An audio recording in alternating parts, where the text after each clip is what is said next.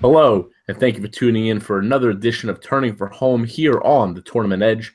I'm your host, Andrew Calvano, and this week, Turning for Home's guest, John Da Silva, TT's very own. Great guy. You may have seen him at EquestriaCon over at the Tournament Edge booth. A knowledge of the game that is unparalleled. Me and him were talking all weekend about some of the greatest moments that obviously I've missed as a youngster in the game. So, John, thanks for hopping on this evening. Thank you for having me. I'm feeling old, but hey, it's great to be on with you, and we can't wait to get things rolling. And absolutely. And before we go into the selections, we're going to be covering Woodward Day at Saratoga, the late pick 4, races 9 through 12. We got some news today, John. Songbird retiring. Obviously, a heartbreak to racing fans. And obviously that leaves some questions in the division. But the more important thing, is the well-being of the horse. And though it is very sad to see Songbird and her legacy, not so much her legacy leave, but her herself, it's going to be very tough moving forward. Wouldn't you agree? She has always been a controversial horse because of her greatness. Some people thought she should have been pointed to Kentucky Derby. Then she got sick and she got hurt. Some people thought she should have been running against the boys this year. She has the talent for it, but everything the connections did was for the best for her. They wouldn't push her if they didn't think she was ready. And even though she ran some good races, her numbers may have been close to last year. They did not feel she was ready, and they didn't push her, and thankfully they didn't, because she came out of the race on Saturday with an injury, which is unfortunate. She's not going to run anymore, but she is a great mare. And Rick Porter, Jerry Hollendorfer, and his assistant Victoria Keith, who discovered the injury while watching it on television, give them all the credit in the world for doing the best thing for the horse. And couldn't agree more with you. And obviously, this one will have a great career as a mother. Down in the breeding seasons, a couple of years ahead. And like I said, just heartbreaking for the fans. But obviously, best of luck to her and her connections in the future. I believe she's going up for sale this November down in Keeneland. So we'll see what the big bid on her will be. So, John, let's break into it here. And like I said, we're going to be discussing Woodward Saturday here, closing Saturday at Saratoga. It seems like it came up on us way too quickly. And we're going to start off in the 9th race here. It's the Grade 3 Saranac, 1 mile and 1/8 on the turf for 3-year-olds. And your favorite, number 4, Bricks and Mortar for Chad Brown and Joel Rosario. John, what do you make of the favorite here? She's very good. I mean, she's going to be one very tough to beat. I mean, Chad Brown's done a terrific job with her. Rosario looks like he found the fountain of youth. He looks like the Rosario of old. Last year, we were killing him for some rides that would make you scratch your head wondering, what are you doing? What are you looking at? This year, Rosario is back. I think maybe the pressure of his agent picking up a second jockey, Nick Juarez, might be putting some pressure on that he needs to concentrate and focus, because you give these young bucks a shot, they're going to take over. Look at the Ortiz brothers. So Rosario might be feeling the pressure. He's doing very well right now. I mean, Bricks and Mortars, hey, the horse has done everything asked of her. She's going to be very tough to beat, but she's not unbeatable, though. Yeah, and, I agree with you. And obviously, looking at this race, there's a couple pace foes in here, but I think where this race, will really come down to is number 5, Voodoo Song, and what this one's going to do on the front end. We've seen this one, open up with big stride, sometimes by 10 or more lengths, and then hold on all the way. So I think Lescano, who has this one with Linda Rice running 3 in a row here, all this meet, this one's going to be a big factor. But, John, what do you make of the total pace in this race? The pace is going to be interesting, because Linda at times have told the jockey to go out there, go as fast as you can, try and catch me. Sometimes it works, sometimes it doesn't. Voodoo Song, 3 in a row since moving into Linda Rice's barn. Used to be trained by Mike Hushin, who's now retired. Lescano, a terrific turf jockey when he's focused and he has his mind on the game. He's just as good as anybody out there. It's going to be interesting to see what that horse does, but I think another horse who could affect the pace is number 7, Mo Maverick. This is a horse who may not be on the lead, but might be stalking the pace. And if Manny Franco decides to put a little pace pressure on, we might see a little bit of a faster pace than a relaxed pace. Yeah, and I think Caviar Czar for Johnny V and Todd Pletcher. I think this one is actually going to sit a length off, but no doubt to me that they'll actually be pressuring, and that may set up things for Bricks and Mortar, who's obviously the one to beat here. But John, who'd you go with on top? I'm going to go with an upset here. I'm taking number 3, Master Plan. I mean, this is a horse who ran second at Delaware in the Kent last time out. You're now switching to Javier Castellano, has a little bit of a break. And I'm expecting those 3 horses we mentioned on the front end to be battling, putting some pressure on the lead. And I think Castellano is going to get a nice ground-saving trip, try to take advantage, get first run over Bricks and Mortar, and hang on for the victory. Yeah, and obviously this one's one to look forward. If you toss that race 3 back in with Peter Pan, I think what the overall mission of that race, was to just get a distance race for this one, because obviously they couldn't go 2 turns on the turf that meet at Belmont. So back on the turf, ran a good race in the Stanton, a prep for the Grade 3 Kent, and obviously lost to Frostmorn, who wasn't losing that day last out. But I'm with you. I'm going to try to beat the favorite here, and I'm going to land on number 9, Rocketry. I've been big on this horse. I think this horse is a future star. I think this is a horse we're going to see down in the Breeders' Cup later this fall. This one is very, very talented. The question is, will the distance fit him? Usually, he needs a little bit more, likes to go a mile and 3/8, so we'll see how this 9-furlong affair will go. But if we look back at this one's races here, 2 back, placed second through disqualification. This one was bumped hard late. You might as well count that one as a win. I think Dylan Davis, kind of timed it a little bit late and got this one into trouble, but they were bumped around. I think that one honestly could have won that race off the maiden effort, but you have to, hand it to him with the way that he did run against winners for the first time, and that was going a mile and a quarter. Last time out, in hand, no doubt about it. Wins over this course with a 94 buyer, and that actually lines right up with Bricks and Mortar's Hall of Fame victory last out. I think Rocketry is going to be a square price. I think you're going to see this 6-1 come post time. No better right now than Jose Ortiz, Jimmy Jerkins, and Centennial Farms. They know what they have here. A $450,000 purchase off a $45,000 stud fee. Like I said, I think this one is the goods. I think this one's a future star who's been rocking and rolling on the turf so far. I think the pace sets up just for this one. He's going to tuck in. He's not going to be that wide going into that first turn. I think Jose is going to sit him in a good spot along Rosario and Bricks and Mortar. And I think this one honestly has a bigger turn of foot. But we'll see. If I'm playing this from a pick 4 perspective, I'll probably go 3 deep here. And I'll use Bricks and Mortar, Voodoo Song, and Rocketry here to get out of this race here. John, what do you think of my selection of Rocketry? I like Rocketry. I mean, this is a horse who showed improvement with Jose Ortiz last time out. Centennial, who unfortunately announced that Unified had to be retired. So this could be a nice replace in terms of stakes winners for them.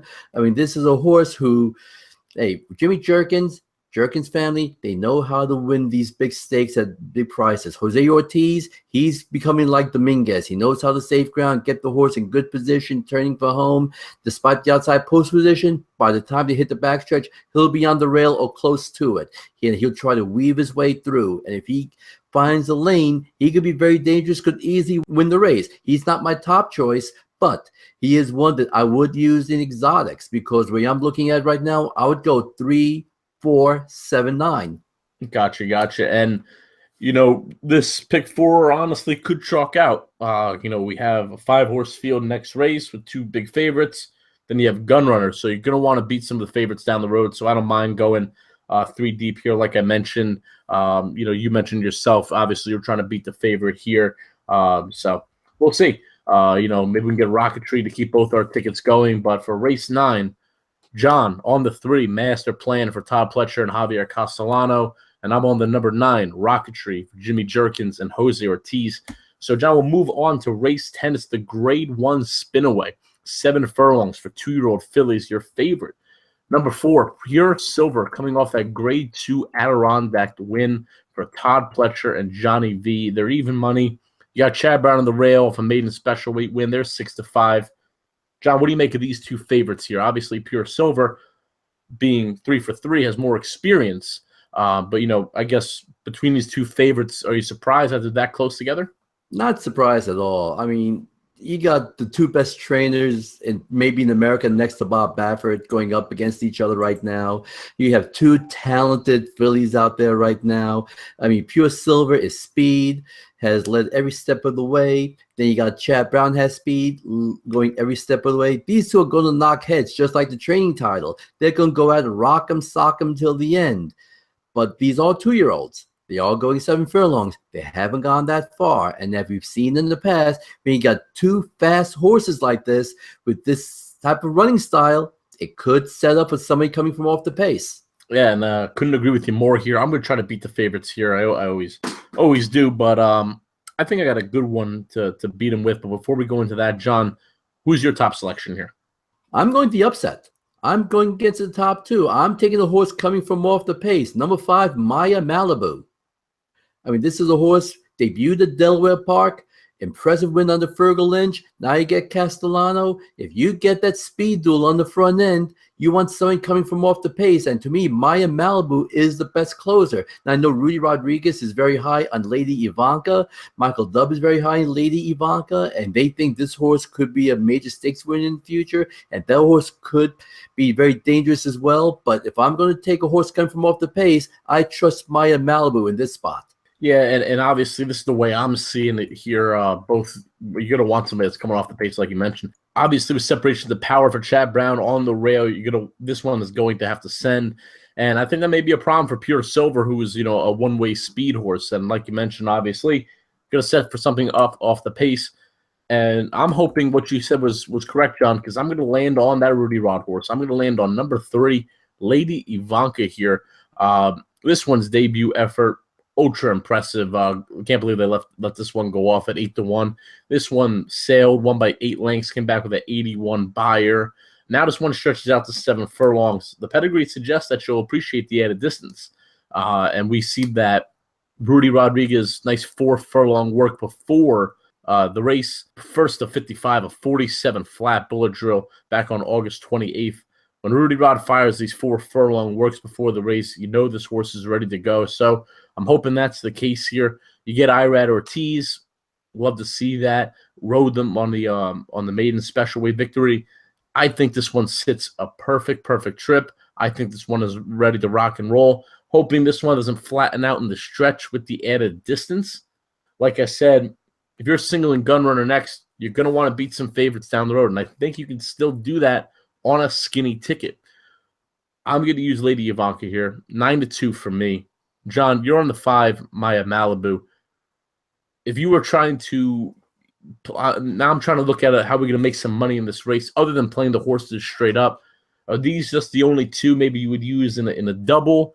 Do you feel like you have to include the favorites here, or can you take a stand against them? When I play a race like this, I'm going to take a stand and go against one favorite. Because if I'm going to go with the speed horse, I need an off-the-pace horse to go along with it. You can't go 3 deep here. That's way too much money. So you got 2 heavy favorites who are going to be speed. I'm going to take a shot, take one, don't use the other one, hope for the best. And the way I'm looking at it, I'm going to go against Pure Silver, because I think if anyone might be a short price that could lose, it's going to be Pure Silver. I think separation of powers is improving. It's Chad Brown. This is the type of horse who knows, might not even have to go to you. Because remember, this is Jose Ortiz. We know what the Ortiz brothers can do. They have the ability to get these horses to relax and have a little something left at the end. So I think Ortiz could try to do that here. And I'm with you. I think they'll be tough. But like I said, I think this race really sets up for somebody off the pace. And that's why I'll land on number 3, Lady Ivanka here. John's seeing the race a very similar way. He's going to land on number 5, Maya Malibu. So we move on. Race number 11. It's the big one. Grade 1 Woodward for 3-year-olds and upward, 9 furlongs, a mile and 1/8 on the dirt. Your favorite needs no introduction. Gun Runner, 2-5. John, I'll ask you real quick. Do you single here, or can you beat him? I can beat him. Go ahead. This is Saratoga. Graveyards of favorites. Horse was very impressive last time out, but now we have a different scenario, different situation. We saw what Ron Palucci tried to do by putting a rabbit in the race, and Nara said, no, you couldn't do that. So now you had to figure out what's going to happen. Who's going to go to the lead? We saw what happened last time out. He went to the lead, never looked back. Now, here's the question. We have 3 horses coming off victories here at Saratoga. We have Neolithic, we have Gunrunner, and we have Rally Cry. Rally Cry has good tactical speed. Giant Velasquez back on the horse. He won going a mile and an eighth, going to be right outside Gunrunner. If Gunrunner decides to go, I can see Johnny putting pressure on the outside, and then Neolithic getting the garden trip on the rail under Ortiz. To me, if I'm going to beat Gunrunner, today is the day, because if you put some pressure on him, you got better pace possibility to put pressure on him with Rally Cry than we had last time out. And I think that could set it up for Neolithic. So your top selection here, John, you're going number 1, Neolithic. I'm going number 1, Neolithic. And I think this one would be very tough to beat. Coming off that 7 furlong, an obvious prep for this spot. This one has great races, over 2 turns. And like you said, I mean, to me, it's going to be tough to beat Gunrunner. I think this field came up, very, very weak. It's a 5-horse field here. I think the 2 horses. It's a 3-horse field, not even a 5-horse field. How can you count the other 2? And that's what I'm saying. I have a lot of respect for Luch Racing Stables, but War Story, I was on this one in the Whitney. I don't think the Rabbit did his job, but that's a conversation for another day. I think this one has just seen better days. I think this one will take money, and I'll try to beat at a shortened price. As much as I got respect for my man Manny Franco, the 5 Discreet Lover. I mean, this one might as well be 99-1 coming into this race. I think Gunrunner is very tough to beat, but I'm going to go with Rally Cry here. I think that one can prove the upset. This one won in the Alydar last time out, was against the track. That was a speed bias track. This one came from way off the pace. Ran a very good race, I believe, at 4-5. If you look too back, Met Maya wasn't beating more Spirit that day. Sharp Azteca came back to win one. I think this one sits a perfect trip behind Gunrunner. I think this one is ready to rock and roll. I think Gunrunner takes advantage of what may be a minimal pace, runs him down. That's the way I'm seeing it. Got a lot of respect for Neolithic. I'm trying to skinny down the ticket here. So I'll use Gunrunner. I'll use Rally Cry. Rally Cry is my top selection here. John, you're on the number 1, Neolithic. Let's close into race 12, the Glen Falls, a mile, 3/8 on the turf. Your favorite, number 4, War Flag. John, what do you make of this one? This is the race where I think we could make some money here, because you got some interesting horses who I think you can get a decent price on here. I'm going to the rail with number 1, Happiness. Grand Motion just missed by a head of Woodbine last time out, going a mile and a half.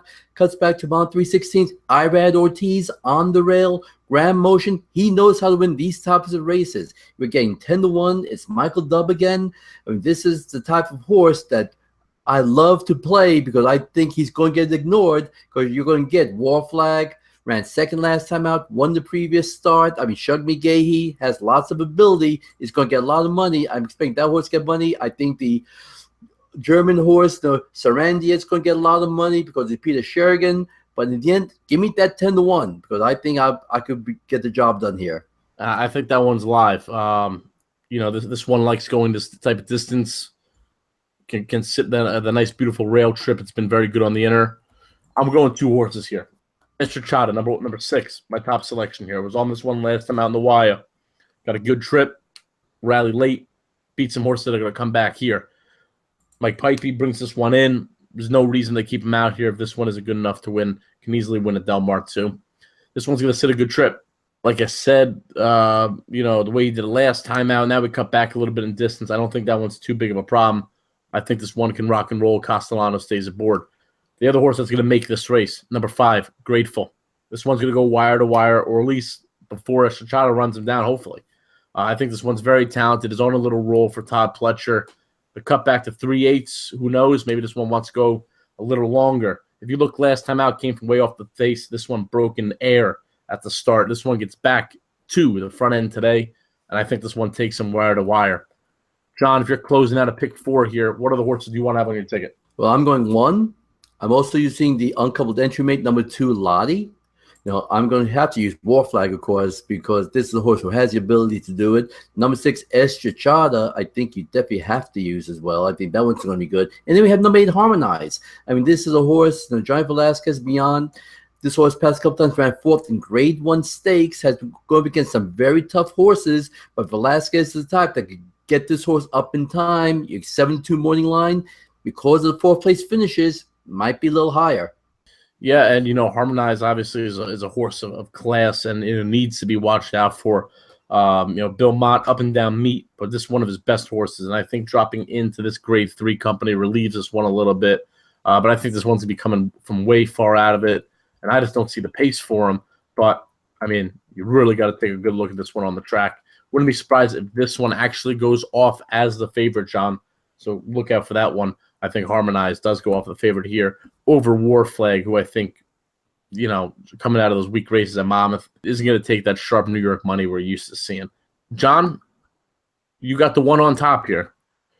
Other than who you want to close out in the pick 4, any ideas for a trifecta or an exacta wheel? Well, I would definitely use Shug to be in the money, 2nd or 3rd. I think Harmonize has a very good shot to be 2nd or 3rd. So those would be my top 3 there, the 1, 4, and the 8. But I use the other 2 just in case, because in a race like this, it's all about trips, and one little check, those horses are out. So you want to make sure you're protected with somebody else.